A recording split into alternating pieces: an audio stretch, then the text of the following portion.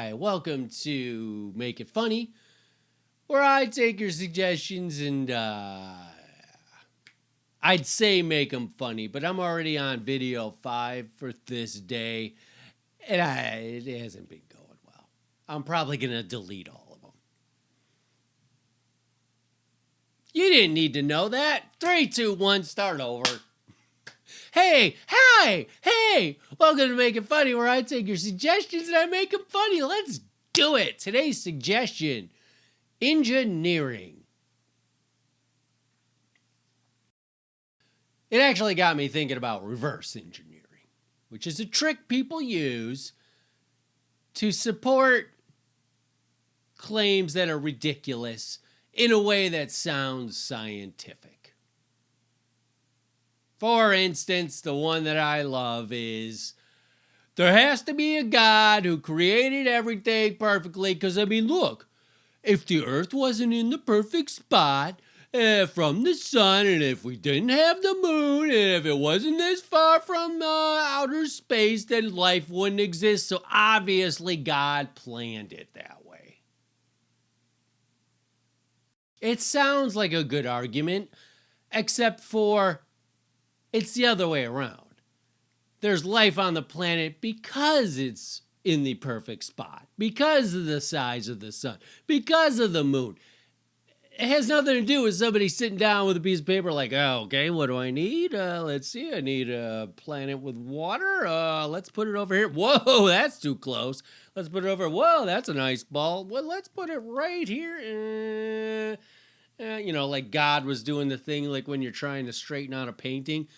Maybe his wife, maybe God has a wife. It's like, all right, almost, perfect. Just leave the earth right there. Okay. Now put the moon. Almost. That's probably why for the first billion years of the earth, the moon was so close to the earth because God was still trying to figure out where to put it. Yeah. He's like, oh no, hold on, let me move it a little. Let me move it, but let me move it, every 2 million years. But it sounds good if you're trying to justify crazy claims. But it would be like if you did reverse engineering on meeting your wife.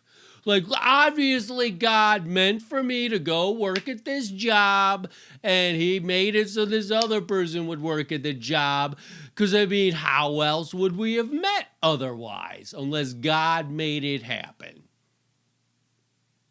Or you met your wife because you had the job, and it just happened to be a coincidence. I once had my mom send me, because I don't believe in God, in case you were wondering. She sent me this thing. She goes, I know you don't believe in God, but here's a guy who proves that God exists with science. And I said, well, I'm all about the science. Send it my way. And as I watched, all it was him reverse engineering using science. Like, listen, if the proton number wasn't exactly, if it was even off by 1 degree this way or that way, life never would have happened. So obviously God made it. Or, since it is a miracle that we exist, because there are way more ways the universe could have unfolded that yield no life. So you are right, if the numbers would have been one way or the other, no life.